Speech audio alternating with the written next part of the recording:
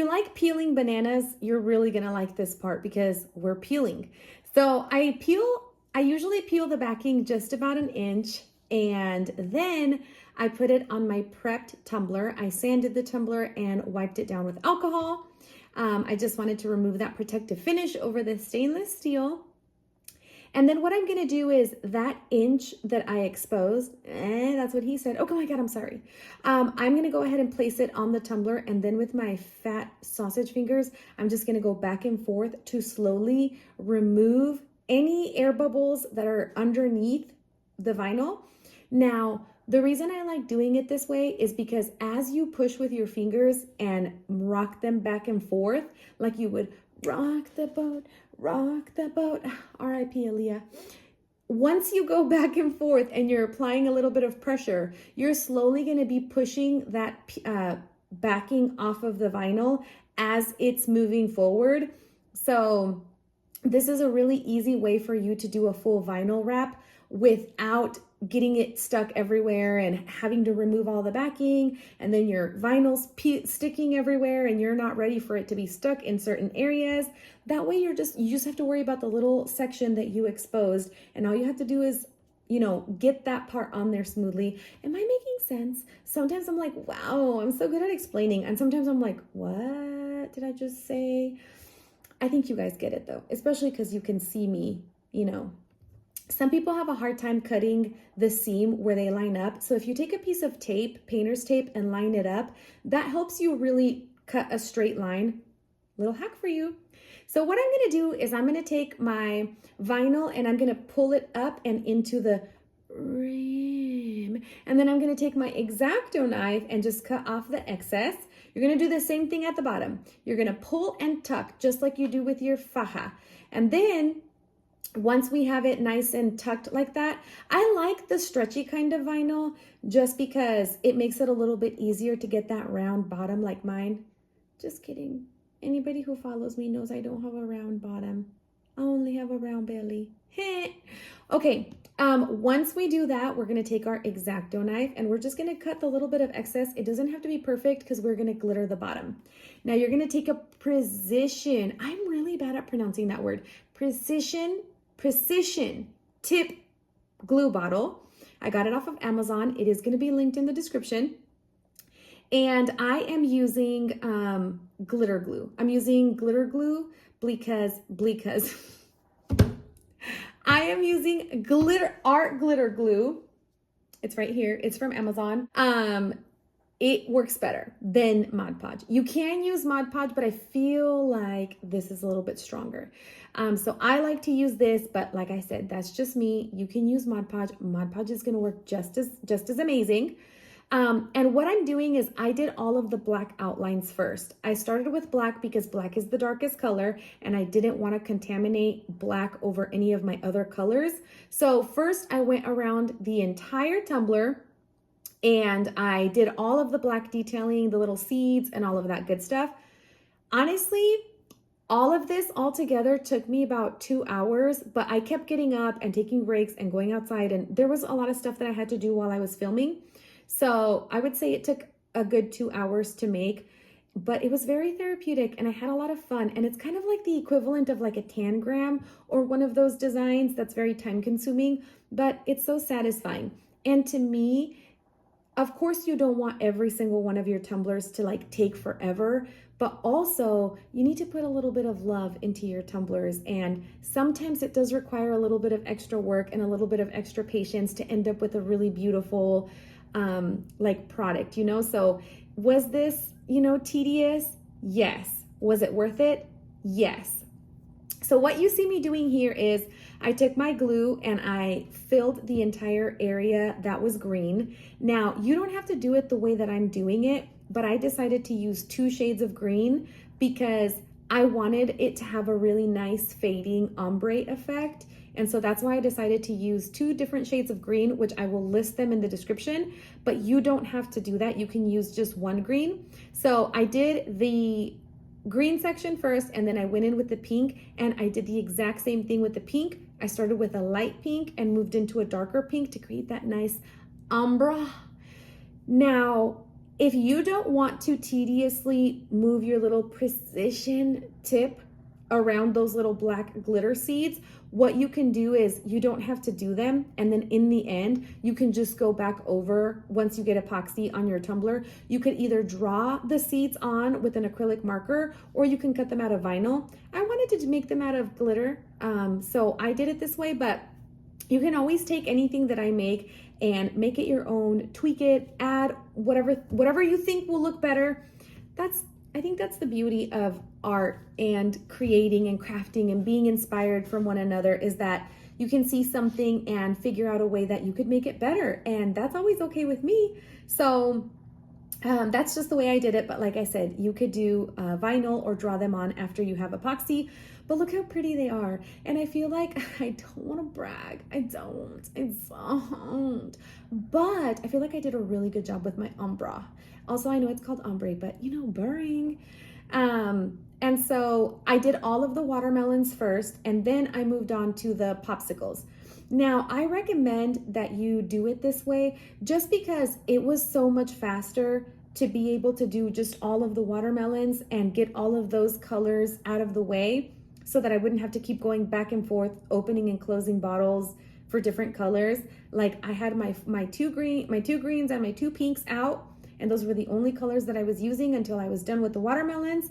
And then I lined up the colors that I needed for my popsicle, and I moved on. And I feel like doing it this way made it a lot faster. So looking at this, you might be like, oh my gosh, this requires so much patience, I wouldn't do it. Listen, I was watching The Ultimatum on Netflix, gasping at all the drama, because love that show. I had Netflix on, and I was just sitting there, and I was in my zone, in my craft room, just glittering a beautiful tumbler, getting excited at how it was going to turn out and how it was turning out. So I feel like you could look at this as something therapeutic versus something tedious and annoying, you know, because in the end, the result, worth it. It was worth the hard work. But anyway, so I went ahead and I did all of my popsicles, and look at that, you guys. She's so pretty. She's fierce. She's independent. She doesn't need no man. Like, look at her. We should name her. Her name is going to be Summer. Summer, summer, summertime. Ooh, I better not sing because my voice is so angelic that YouTube might think that I'm the actual singer, and they might think this is a copyright. Okay, so now what I'm doing is I'm going in and filling in those spots, those blue spots that were in the pattern vinyl. However, I decided to turn them into leopard spots rather than just having like blue spots here and there, which are beautiful. I decided to do a little bit of black around the edges and turn those into little leopard spots. Now, before I went in to do my black, I let this cup sit for about 30 minutes just to make sure that all of the other glue was completely dry, so that the black would not stick to any of the other glitter sections and cross-contaminate. So once I finished the black, I did the same thing. I let it dry for about 10 to 15 minutes. And then I just went in and started filling in all the gaps in between the spots and the popsicles. And I did my Tiffany Who. It's one of my favorite colors for Maestra Creations. Sorry, my nose was itchy. I can never get through a YouTube video without my nose being itchy. Is that good luck? Is that good luck? I don't know. Maybe it's not good luck. But anyway, so as you can see, I got that done super fast. Really? This looks a lot more tedious and annoying than it actually was. I found it pretty therapeutic. So I used chalk paint on the bottom, and then I used a little bit of glue just to do the same Tiffany Who and kind of pull that beautiful teal color down to the bottom. And I'm pretty obsessed with how it turned out. Like, I just think it's so pretty. It's just a baby. Okay, so I'm gonna show you how I seal my glitter. I have showed you before in other videos how I seal it, but sometimes I don't because I don't wanna add it to every video and then get on your nerves. You know what I'm saying? Because then you'll block me, I don't know. So I'm gonna show you here how I seal my glitter. Look at it. It was worth it. And it's a koozie, so it's not very big. So it really didn't take very long. 2 hours isn't bad, in my opinion. So what I do is I have a little stand made out of PVC pipe. My dad made it, and I use polyacrylic. I always get the water-based clear gloss, always clear gloss. You can get it at Lowe's, Walmart, sometimes Amazon. It is my go-to. Now, yes, you can use other stuff to seal it, absolutely, but this is what has worked best for me, and I swear by this sealer. So I highly recommend it. What I did 3 coats and let each coat dry before I moved on to the next one. And then once all 3 coats were fully dry, I went in with 30 mLs of epoxy, 15 mLs of A, 15 of B. And while that was spinning, I went ahead and moved on with my decal. I wanted kind of block letters because we're gonna draw seeds on them. That's why. So of course I'm layering. We're just, offsetting, we're shadowing our words. And then once my tumbler was dry to the touch, look at it. Isn't she lovely? So I didn't sand the entire tumbler. I only sanded the little spot where I was going to put the decal, and the top rim and the bottom were rough, but it doesn't matter because we're going to go in with another coat of epoxy.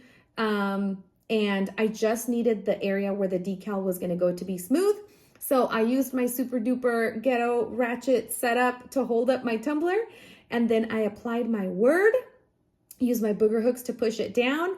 And then I took an alcohol ink marker. If you're loyal and you watch my videos, then you probably already have this marker, but I'm still gonna link it. And I basically just drew the seeds myself. They don't have to be perfect. They're watermelon seeds, but I thought that having watermelon seeds on the word summer and having that decal not be glitter, I don't know, I thought it was gonna stand out and look super cute. And I'm honestly super obsessed with how it looks. I just feel like all of the colors really tie together. And after the ink was dry, you do not have to seal it. I went in with my epoxy. I finished it off with another 30 mLs of epoxy. This is what we ended up with. I think she's beautiful.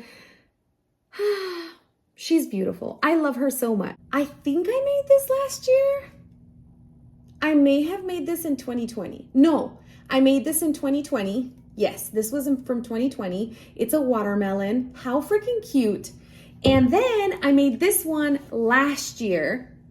How cute is she? Okay. And then this is the one from this year. So these are my 3 koozies that I've made so far.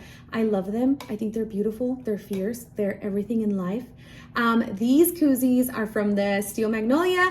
I do have a discount code, which I will link for you. You don't have to use it, but why wouldn't you use it so you could have leftover money for your ratchet activities?